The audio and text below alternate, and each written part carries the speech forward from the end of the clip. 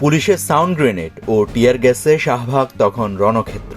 এ সময় সবার হৃদয়ে রক্তক্ষরণ হয় এই ভিডিওটি দেখে। পুলিশের লাঠির আঘাতে যখন একের পর এক আন্দোলনকারীরা মাটিতে লুটিয়ে পড়ছিলেন, ঠিক সেই মুহূর্তে ধোঁয়া আর লাঠির আড়ালে দৃশ্যমান হয়ে ওঠেন এক যুবক, যার মাথা ফেটে ঝরছে, পিঠে পায়ে আঘাত, তবুও এক চুলও নড়ছেন না তিনি। ভয়ের ছাপ নেই চোখে, ভয়ের ছাপ নেই মুখে। নীরব প্রতিবাদে, লাঠির আঘাতের মাঝেও নীরব প্রতিবাদে অটল দাঁড়িয়ে থাকা সে দৃশ্য মুহূর্তেই ছড়িয়ে পড়ে সামাজিক যোগাযোগ মাধ্যমে।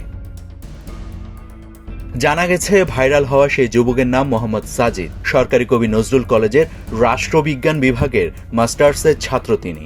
শাহবাগে পুলিশের দফায় দফায় হামলার মধ্যেও যিনি হয়ে উঠেছিলেন প্রতিবাদের এক নীরব প্রতীক। শুক্রবার জাতিসংঘের অধীনে ইনকিলাব মঞ্চের সাবেক মুখপাত্র শরীফ ওসমান হত্যার সুষ্ঠু তদন্তের দাবিতে প্রধান উপদেষ্টার বাসভবন যমুনার অভিমুখে বিক্ষোভ মিছিল বের করে সংগঠনটি। মিছিলটি শাহবাগ মোড়ে পৌঁছালে পুলিশের বাধার মুখে পড়ে। বিক্ষোভকারীরা ব্যারিকেড ভেঙে এগিয়ে যেতে চাইলে পুলিশের সঙ্গে ব্যাপক সংঘর্ষ বাধে।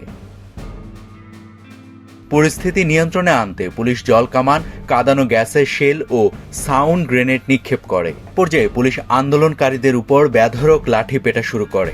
ভাইরাল সেই ভিডিওতে দেখা যায় কয়েকজন পুলিশ সদস্য সাজিদকে ঘিরে লাঠি দিয়ে আঘাত করছেন। মাথায় মারাত্মক চোট এবং পিঠে ও পায়ে আঘাত নিয়েও সাজিদ স্থির হয়ে দাঁড়িয়েছিলেন।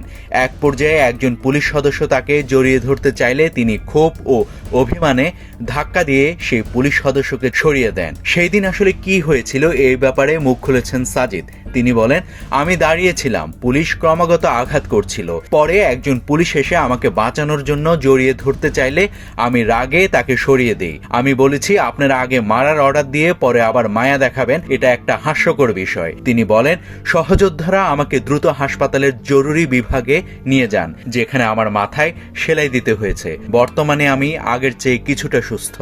নাভিদ হাসান, সোনালী নিউজ।